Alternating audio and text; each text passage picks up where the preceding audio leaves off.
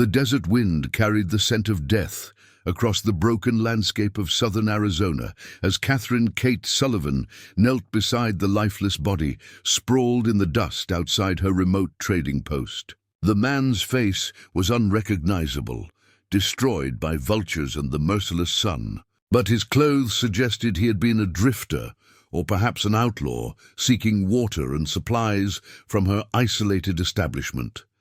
What captured Kate's attention, however, was not the corpse itself, but the object lying several feet away in the red dirt. A black hat with a distinctive silver band, its crown soaked with dried blood that had turned dark brown in the desert heat. She had seen that hat before, worn by a man whose memory still haunted her dreams 6 months after his disappearance. Black Jack Morgan, had been the most notorious gunslinger in the territory, a man whose reputation for speed and accuracy had made him both feared and respected throughout the Southwest. But to Kate, he had been something far more personal, the lover who had promised to return from one final job that would give them enough money to start a new life together, somewhere beyond the reach of bounty. Hunters and vengeful enemies.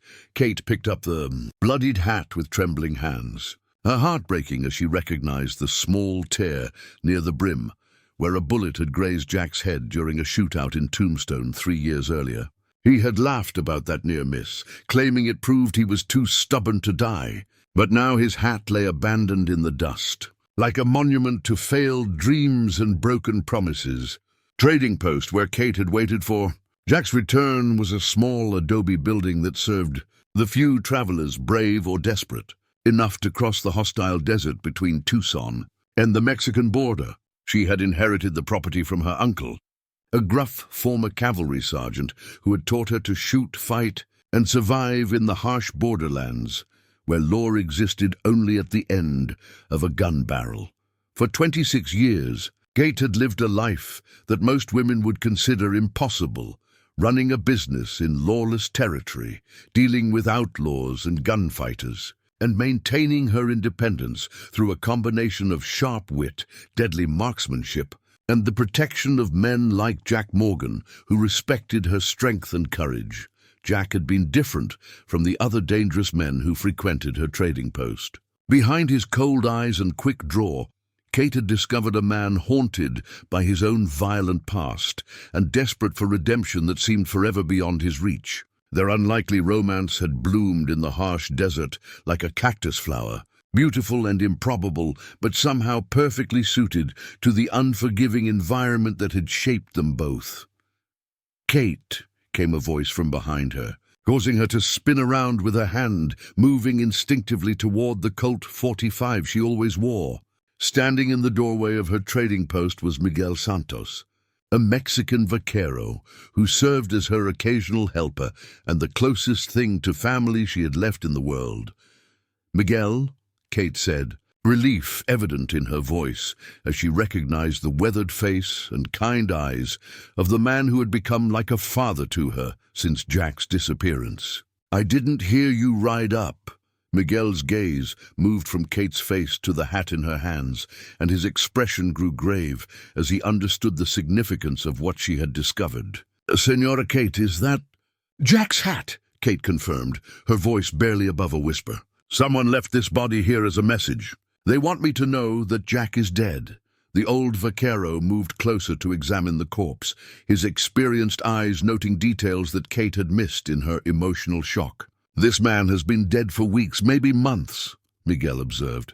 "And see here, the gunshot wounds are to the back. This was not a fair fight." Kate studied the body more carefully, trying to push aside her grief and focus on the evidence before her. Miguel was right. The dead man had been shot from behind, execution style, and his body had been deliberately placed where she would find it. "This is not Senor Jack," Miguel said with sudden conviction. "The body is too small, too young. Someone wants you to think Jack is dead, but this is not him." The observation sent a surge of hope through Kate's heart, though she tried to suppress it for fear of setting herself up for further disappointment. "But the hat, Miguel. How would anyone else get Jack's hat unless they killed him?" Miguel examined the bloodied headpiece carefully, his weathered hands gentle as he handled the object that meant so much to Kate. There is much blood, yes, but not necessarily death. A man can lose much blood and still live, especially a man as tough as Senor Jack. The possibility that Jack might still be alive rekindled emotions that Kate had been trying to bury for months. She had spent countless nights staring across the desert, hoping to see his familiar silhouette approaching through the heat waves. But as time passed, without word, she had gradually accepted that he was probably dead. Even if Jack is alive, Kate said, trying to maintain some semblance of realism. Why would someone go to such elaborate lengths to make me think he's dead? What would they gain from deceiving me? Miguel's expression darkened as he considered the implications of the staged death scene. Perhaps someone wants you to stop waiting, to stop hoping. Perhaps someone wants you to think you are alone and unprotected. The suggestion sent a chill through Kate's blood as she realized that the mysterious message might be the prelude to some larger threat against her or her property. The trading post occupied a strategic location on one of the few reliable routes between Tucson and Mexico, making it valuable to anyone involved in smuggling or other illegal activities. Miguel, Kate said, her voice taking on the steel that had carried her through years of dangerous living. Help me bury this poor soul properly, and then we need to prepare for trouble. If someone is playing games with us, they'll probably be back to see how their message was received. As they worked together to inter the unknown corpse in the hard desert ground, Kate found herself thinking about the complex web of enemies that Jack's reputation had created over the years. Bounty hunters, rival gunfighters, vengeful relatives of men he had killed, corrupt lawmen, and criminal organizations. All had reasons to want Jack Morgan dead or captured. But which of these enemies would be clever enough to stage an elaborate deception involving a substitute? Corpse and Jack's bloodied hat? And what did they ultimately want from Kate herself? The sun was setting behind the distant mountains when they finished their grim task, painting the sky in shades of red that reminded Kate uncomfortably of the blood on Jack's hat. As she and Miguel walked back toward the trading post, she made a decision that would have surprised anyone who knew her reputation for practical caution. Miguel, Kate said, her voice carrying the determination that had sustained her through years of hardship and loss. I'm not giving up on Jack. If there's even a chance he's still alive, I'm going to find him. The old vaquero smiled with approval at Kate's declaration, understanding that her love for the notorious gunslinger was stronger than fear or prudent self-preservation. Si, Senora Kate, and if Senor Jack is alive, he will be trying to return to you. A man like that does not forget a woman like you. As darkness fell over the desert and Kate prepared for what might be her last night at the trading post, she cleaned and loaded her weapons with the methodical care of someone who expected to need them soon. Tomorrow, she would begin the dangerous search for the man whose bloodied hat had rekindled both her hope and her determination to defy anyone who stood between them. 3 days after finding the bloodied hat, Kate Sullivan rode her chestnut mare through the scorching heat of the Sonoran desert, following a trail that existed more in hope than in physical evidence. Miguel Santos had remained behind to guard the trading post, though both of them suspected that whoever had staged the false death scene would eventually return to assess the impact of their psychological warfare. Kate's first stop had been Copper Canyon, a lawless mining town 40 miles south of her trading post, where information could be purchased for the right price, and no questions were asked about a person's past or intentions. The saloons and gambling halls that served the miners and drifters were exactly the kind of places where someone might have heard rumors about Jack Morgan's fate. The Silver Dollar saloon was typical of frontier drinking. Establishments, dimly lit, thick with tobacco smoke, and filled with men whose eyes held the wariness of those who lived by violence and cunning. Kate's entrance caused conversations to pause momentarily, as her reputation as both a crack shot and Jack Morgan's woman had preceded her into most of the territory's rougher establishments. Well, called out Frank Delgado from behind the bar, his scarred face breaking into a grin that held more menace than warmth. "If it ain't the Queen of the Desert herself, what brings you to our humble establishment, Miss Kate?" Delgado was a former outlaw who had traded his gun for a bar towel when arthritis made quick draws impossible, but his connections to the criminal underworld remained extensive. If anyone knew what had happened to Jack Morgan, it would be someone like Delgado, who trafficked in information as much as whiskey. "I'm looking for information about Jack Morgan," Kate said directly, seeing no point in subtle approaches with men who respected only strength and honesty. "Someone left his bloodied hat at my trading post along with a corpse, trying to make me think he's dead." Delgado's expression grew more serious as he processed Kate's words, his eyes flickering toward several other patrons who had obviously been listening to the conversation. "That's interesting news, Miss Kate. Mind if I ask who you think might be playing such games with you?" "That's what I'm hoping to find out," Kate replied, her hand resting casually on her gun butt in a gesture that reminded everyone present of her deadly reputation. "I'm willing to pay for reliable information about anyone who might have reason to fake Jack's death." A voice from the back corner of the saloon drew everyone's attention to a table where 3 men sat nursing, their drinks in the shadows. "Might be that the Kellerman brothers have something to do with your troubles, lady." The speaker was a grizzled prospector named Pete Wilson, whose knowledge of desert gossip was legendary throughout the territory. The Kellerman brothers were notorious for their elaborate schemes to eliminate rivals and acquire valuable properties through intimidation and murder. "What makes you think the Kellermans are involved?" Kate asked, moving closer to Wilson's table while keeping her back to the wall and her eyes on the other patrons. Wilson took a long drink before answering, clearly savoring the attention his information was generating. "Because Dutch Kellerman was in here 2 weeks ago, drunk as a lord and bragging about how he was going to drive some uppity woman out of the territory by breaking her heart before he broke her neck." The description fit Kate perfectly, and the Kellerman brothers had indeed shown interest in her trading post's strategic location during previous encounters. Dutch and his brothers Carl and Meyer were known for their ruthless efficiency in eliminating obstacles to their various criminal enterprises. Did Dutch mention anything specific about how he planned to accomplish this heartbreak? Kate pressed, sensing that Wilson knew more than he was revealing. "Said something about making a woman think her man was dead when he was really just bleeding out slow in some cave," Wilson replied, his voice dropping to a whisper that forced Kate to lean closer. "Claimed he had the famous Jack Morgan trussed up like a Christmas turkey, waiting to see how long it took his woman to come looking for him." Kate's heart raced as she realized that Jack might indeed be alive, but trapped somewhere by the Kellerman gang. The bloodied hat and substitute corpse had been designed to make her give up hope and stop searching. But the plan had backfired by providing her with the motivation to begin hunting for her missing lover.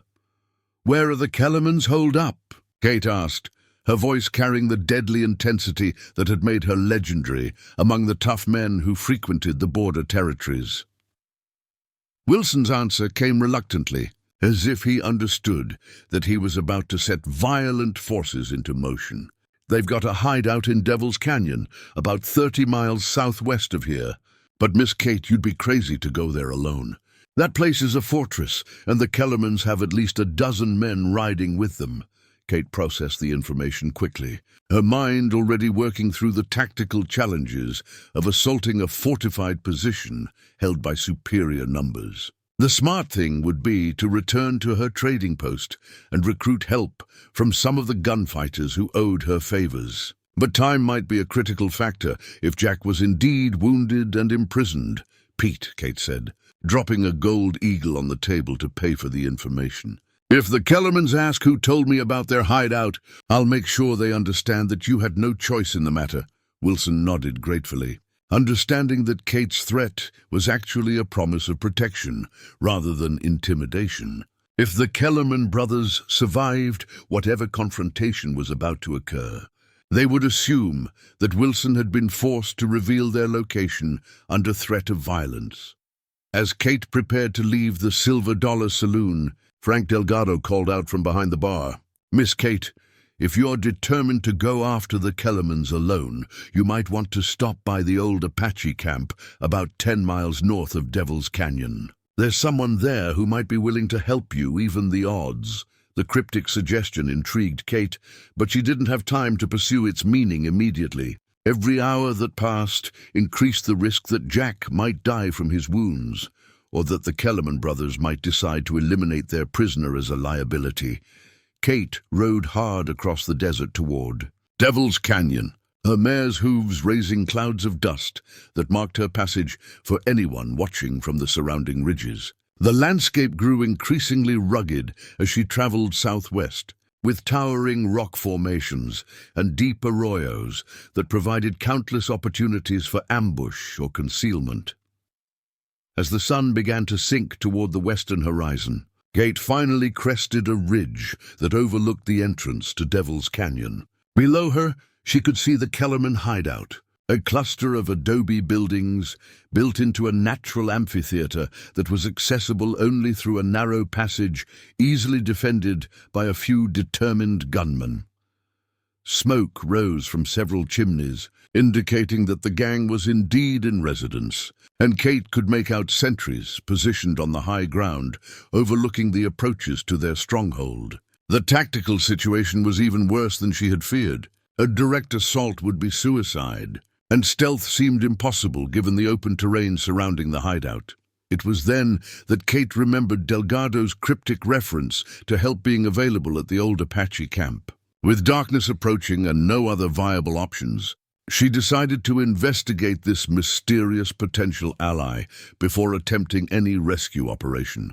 The abandoned Apache camp was exactly where Delgado had indicated, a collection of tumble-down shelters near a hidden spring that had once supported a small band of desert warriors. As Kate approached cautiously in the gathering dusk, she was startled to see smoke rising from one of the supposedly abandoned dwellings. "You can come on in, Miss Kate," called a familiar voice from the shadows. "I've been waiting for you." Stepping into the circle of firelight, Kate gasped in recognition as she saw the figure seated beside the small campfire. It was Jack Morgan himself, very much alive but bearing the obvious signs of recent injury and hardship. His left arm was in a crude sling, his face was gaunt from pain and inadequate food, but his eyes still held the steel that had made him the most feared gunfighter in the territory. "Hello, Kate," Jack said with the crooked smile that had first captured her heart 3 years earlier. "I heard you found my hat. Jack is alive." But how did he escape the Kellermans, and what dangers still await them? Subscribe to our channel and hit that notification bell to see this incredible reunion and the final showdown. Kate's heart hammered against her ribs as she stared at Jack Morgan in the flickering firelight, hardly daring to believe that the man she had mourned for months was sitting before her, wounded but undeniably alive. The relief that flooded through her was so intense it nearly brought her to her knees. But years of frontier living had taught her to remain alert, even in moments of overwhelming emotion. "Jack," she whispered, moving carefully toward him while keeping her hand near her weapon out of habit rather than distrust. "How did you escape?" "Pete Wilson said the Kellermans had you trussed up in Devil's Canyon." Jack's laugh was weak but genuine as he gestured for Kate to sit beside him near the fire. "They did have me for about 2 weeks. Took a bullet in the shoulder during the ambush that got me, and they wanted to keep me alive long enough to use me as bait for you." Kate settled beside Jack, close enough to verify that his injuries were real but not immediately life-threatening. His left shoulder was heavily bandaged with strips of cloth that might once have been a shirt, and his face bore the pallor of blood loss and inadequate nutrition. Dutch Kellerman figured that if he could get both of us in the same place, He could eliminate the two biggest obstacles to taking over your trading post and controlling the smuggling routes through that territory. Jack continued, his voice growing stronger as he talked. He didn't count on me having friends among the Apache. The explanation began to make sense as Kate noticed details about the abandoned camp that suggested recent habitation by more than one person. Scattered around the fire were items that clearly belonged to Apache warriors, distinctive pottery, weapons, and decorative objects that indicated this refuge had been prepared by people who knew Jack well enough to risk helping him. Two Bears and his band have been using this place as a way station for months, Jack explained, reading Kate's expression accurately. When I didn't show up for a scheduled meeting, they went looking for me and found where the Kellermans were holding me prisoner. Kate had heard of Two Bears, a Apache war chief, who had managed to avoid the reservation system by keeping his small band constantly moving through the remote desert regions where army patrols rarely ventured. The idea that Jack had been working with Apache warriors explained how he had managed to survive so long in hostile territory, where other gunfighters had been killed or captured. The Apache got you out of Devil's Canyon? Kate asked, trying to piece together the sequence of events that had led to this moment. They created a diversion while I slipped away during the confusion, Jack replied. But I was hurt worse than I initially realized, and it took me days to make it this far. Two Bears left supplies and told me to wait here until I was strong enough to travel. Kate examined Jack's wound more carefully, noting that while it was serious, it appeared to be healing cleanly, without signs of infection. Why didn't you come back to the trading post immediately? I've been going crazy thinking you were dead. Jack's expression grew somber as he considered how to explain the complex, tactical situation that had influenced his decision to remain hidden. Because the Kellermans are still out there, Kate, and they're not going to give up just because I escaped. Dutch swore he'd kill both of us, rather than let anyone interfere with his plans for controlling the border trade. The reality of their situation began to settle over Kate as she understood that Jack's escape had only temporarily delayed the confrontation rather than resolving it. The Kellerman brothers would eventually discover that their prisoner was gone, and they would undoubtedly intensify their efforts to eliminate both Jack and Kate as threats to their criminal empire. So what do we do now? Kate asked, though she suspected she already knew the answer. Jack's eyes took on the cold calculation that had made him legendary throughout the Southwest as he outlined the brutal mathematics of their situation. We finish this, Kate. The Kellermans won't stop hunting us until they're dead, or we are. And I'm tired of running from men who think they can take whatever they want through intimidation and murder. The prospect of a direct confrontation with the Kellerman gang was daunting. But Kate understood that Jack was right about the futility of trying to avoid the conflict indefinitely. Men like the Kellermans viewed mercy as weakness and compromise, as invitation for further aggression. How many men do they have? Kate asked, her mind already working through the tactical challenges they would face. About a dozen, plus the three brothers themselves, Jack replied. But most of them are hired guns rather than true believers, which means they'll scatter if the fight goes against them. The key is eliminating Dutch and his brothers quickly enough to demoralize the rest. As they planned their attack on the Kellerman stronghold, Kate found herself marveling at how naturally she and Jack fell back into the partnership that had sustained them through previous dangerous situations. Despite months of separation and the trauma of believing him dead, they still functioned as a seamless team when faced with mortal danger. There's something else you should know, Jack said, as they prepared to break camp and move toward Devil's Canyon. The Kellermans aren't just interested in your trading post for smuggling purposes. Dutch has been bragging that he intends to make you his woman once he eliminates me as competition. The revelation added a personal dimension to the conflict that made Kate's blood run cold with fury. The idea that Dutch Kellerman viewed her as property to be claimed after murdering her lover transformed this from a business dispute into something far more intimate and deadly. Then we'd better make sure Dutch doesn't survive this encounter, Kate said, with the kind of lethal calm that had made her reputation throughout the border territories. They rode toward Devil's Canyon through the pre-dawn darkness, their horses moving silently across the desert floor, while stars provided enough light to navigate by. Jack's Apache allies had agreed to create another diversion at sunrise, drawing the Kellerman sentries away from the main approach to their hideout as they positioned themselves on the ridge overlooking the gang's stronghold. Kate could see movement in the buildings below as the outlaws prepared for another day of whatever criminal activities occupied their time. Smoke was beginning to rise from cooking fires, and she could hear the faint sounds of conversation and laughter that suggested the gang felt secure in their fortress.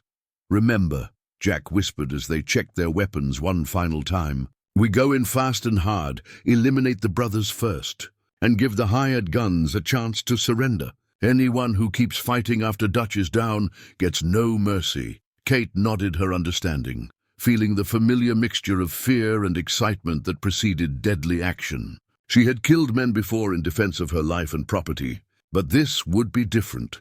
A deliberate assault on a fortified position held by superior numbers. The attack began at sunrise, when Apache war cries echoed from the opposite end of the canyon, drawing most of the Kellerman sentries away from their posts as they rushed to investigate the apparent assault on their rear defenses. In the confusion that followed, Jack and Kate slipped down the ridge and into the heart of the outlaw camp.